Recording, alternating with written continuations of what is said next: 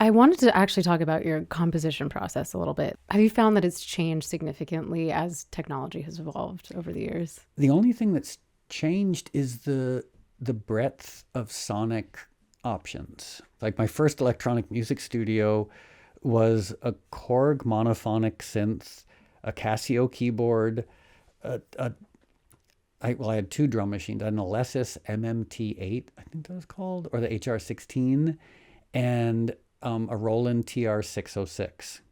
So my sonic palette was pretty limited, but you learn to work with it. And then I think I got a fancier Yamaha synth for like $200, and so my sonic palette doubled.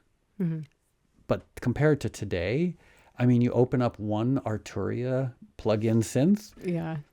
there are thousands of phenomenal sounds.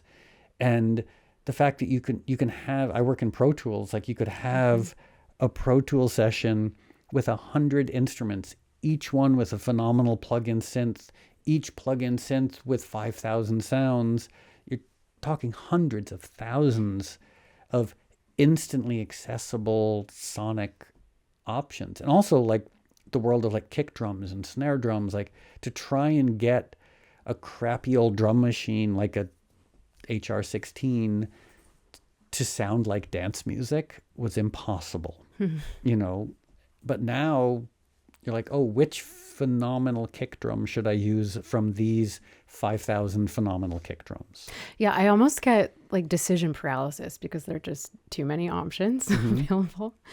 Do you think that, because on the one hand, I think it's amazing that the music production process has become so democratized and pretty much anyone can have access to these tools for free. I mean, you can like rip plugins online. Do you feel like it's been a net benefit or a drawback for the state of electronic music? Personally, I would say both. Yeah. The good side that you referenced is the sort of egalitarian aspect of it. The fact that there's almost no barrier to entry for anyone on the planet to make electronic music. You know, and as a result, it's the first global music.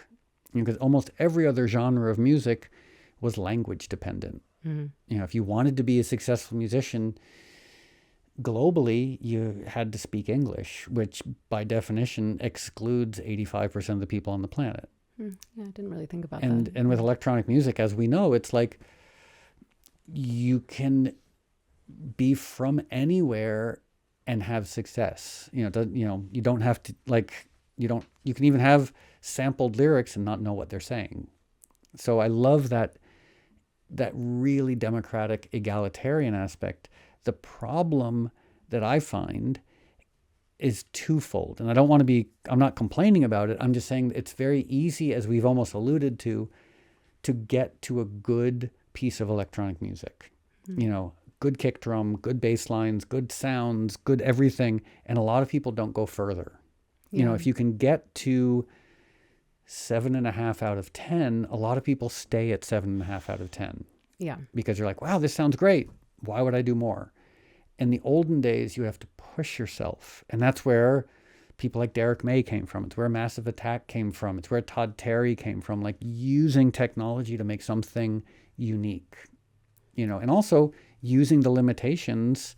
I mean, like Todd Terry, when he sort of invented sample-based house music, I think his sampler he had like 4 seconds of sample time. And so you thought so differently, and you would end up with records that didn't sound like anything else. Yeah. Whereas now, a lot of people will just get to that 7.5 out of 10 and also end up with something that sounds indistinguishable from what a lot of other people are making. Yeah, that's also what I found, to be honest. And you have thousands and thousands of songs being uploaded to Spotify every day. My inbox is flooded with promos that I don't want to say that everything sounds indistinguishable, but I do have the same impression, and I kind of wonder where things are going.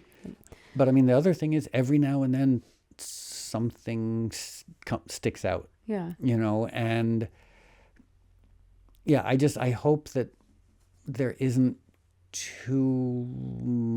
people aren't too inclined towards complacency. Yeah. Do you think that the metrics for success have also changed now versus when you were first starting out? Yeah.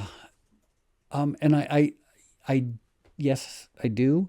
I don't 100% trust my perspective because also like recently I was talking to someone and they were like, oh, so what do you think about the state of pop music? I was like, I'm the wrong person to ask. Like, I'm in my 50s. Like, ask a 17-year-old. Like, I should not have an opinion about Taylor Swift and Cardi B because I'm not in the demographic. It's like asking me about shampoo. Like, I don't know. I don't have hair. So the gatekeepers were both good and frustrating. In the days of like radio and music magazines and major labels, like a lot of garbage came out of that. But there was a winnowing process that when something good came out of it, it was phenomenal. But it was frustrating because like we all wanted that to end, but now we have chaos.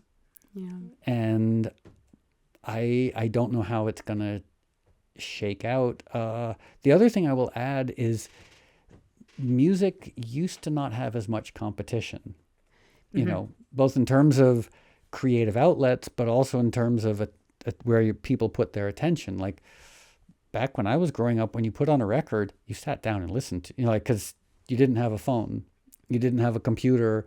So when you spent $8 on a record, you put it on and you sat and listened and you read the liner notes and you maybe drew pictures of the band or like tried to draw their logo, but like your focus was on the music and you just listened to it over and over again.